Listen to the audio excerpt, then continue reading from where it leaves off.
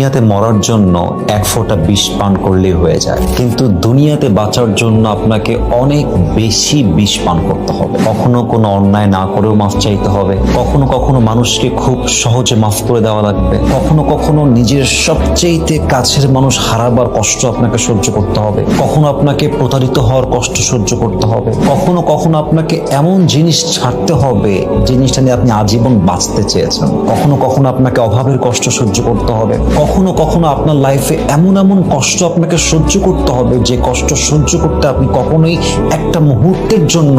Mentally prepare ছিলেন না। তো আপনি যদি এই বিষগুলো হজম করতে পারেন, জীবনের দেওয়া এই বিষগুলো পান করতে পারেন, আপনার জীবন যে এতটা সুন্দর হবে আপনি কখনো কল্পনাই করতে পারবেন না ইনশাআল্লাহ তাআলা।